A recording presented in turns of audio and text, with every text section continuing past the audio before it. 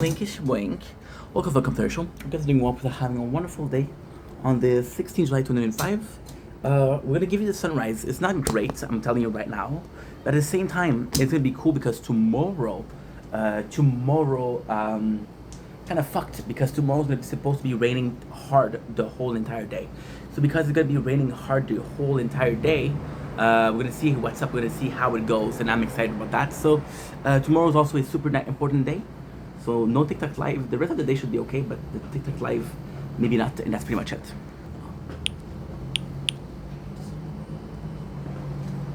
Okay.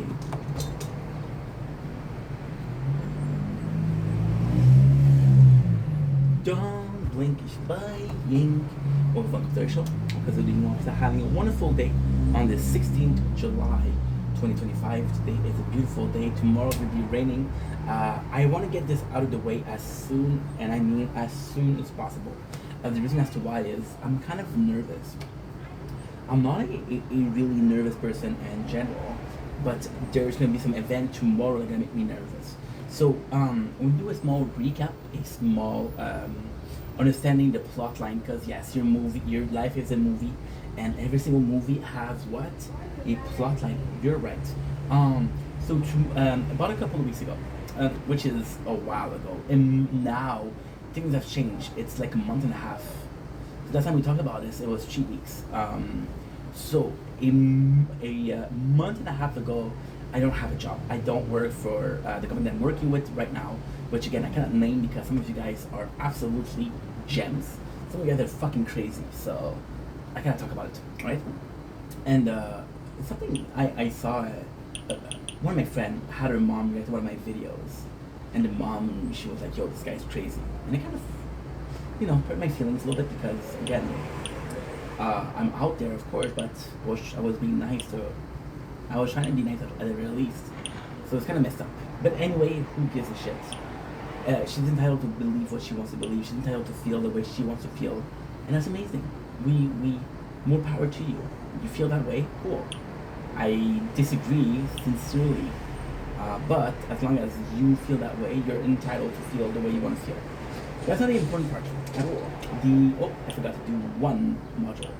You know what? I'm not gonna buy it. So I'm just gonna be having it like that because we're doing the tower also today. It's tournament day. As you can see, I told you guys I'm nervous. So a month and a half ago, I applied for a program. Now I did tell the story before, so if you see this, you can really skip the first,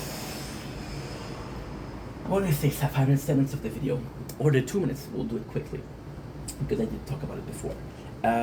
We applied to a program that is basically a financial aid. So this is a program which is different from welfare.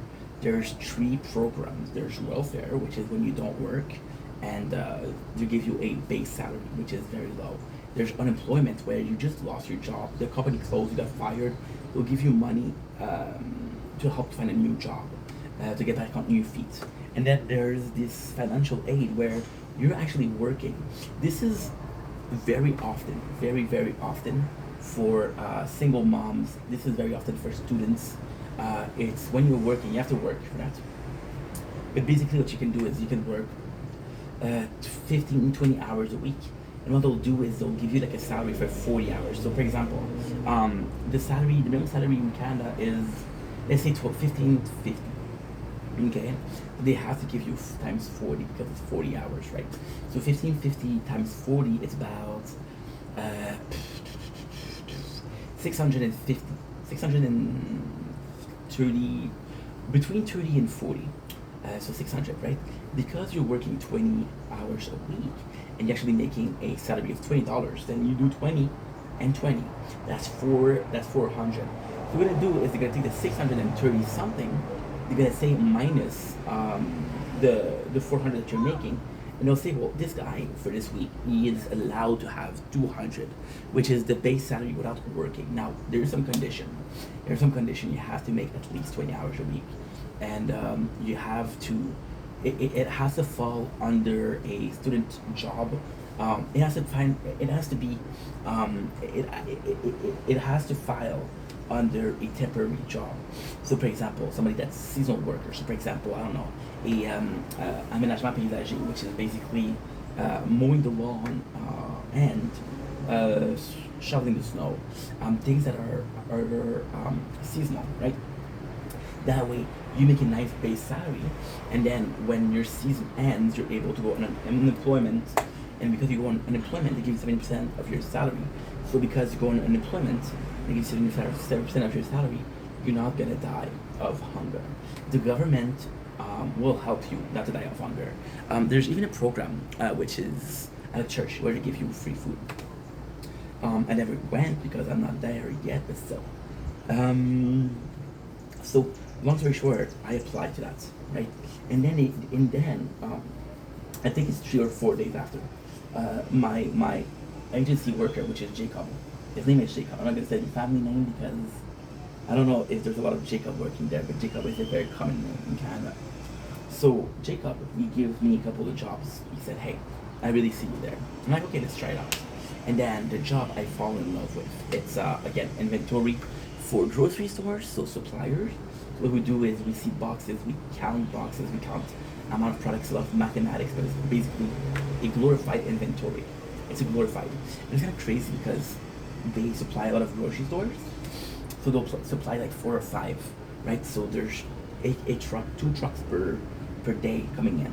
Now, I'm not gonna be an asshole. I'm not gonna be bragging about it. It is very easy to unload the car, unload the truck. It's very easy. Make sure that everything is there, or otherwise, because at the same time, so we're supplying, right? But if there's a box missing, we have to send the box. We have to say there's a box missing. That way, we don't invoice or charge for an extra box. For example, I sell you a case of 48 beers, but then you count them and there's 46, but I charge you for 48. So what's the what? What happened? Right? And then I say, well, you paid. It's not gonna reimburse you because you paid. Just not gonna buy it from you again. So this is quality control. This is inventory. We'll see if the box is too broken. We had a box of what it was. It was pickled onion. It was cases, well, jar, if you will, small jar, like a jar of olives, right? And it was in a glass, and something happened where it fell, and it was about 3 to 4 jar that was broken. So you have to say, okay, well, guess what? This box is fucked, and this box is fucked. So you have less inventory. And then the inventory, you have to kind of do a specific job where you're like, okay, well, this is missing and this is broken, right? So this is missing. So this is basically being a snitch, which kind of sucks, but this is what it is. So there's 2 ways, which is super simple. The first way, if it's missing, it's a problem of the company that supplies us. So we're glorified middlemen. We're drug dealers. We're drug dealers that receive the drug from a drug lord called Eisenberg, and we're selling it to Meth Head and New Mexico, Albuquerque. You understand? So yeah, if there's product missing, we're in trouble. When it's broken, this could be the employee's fault or this could be the driver's fault. So it's all a question of who's to blame. And then with who's to blame, there's this very simple concept, which we've been traveling a lot. Look at this. I'm trying to show you the sunset. Tomorrow's with the rainy as fuck, guys. Rainy as fuck. It's gonna be thunderstorm as we leave. So with this, it's a concept of accountability. Okay, well, you've been fucking up a lot lately. What's going on? Jamie, so trust you. That's what you're trying to do. Oh, I forgot to do something important. First of all, I'm gonna make myself a bottle of water.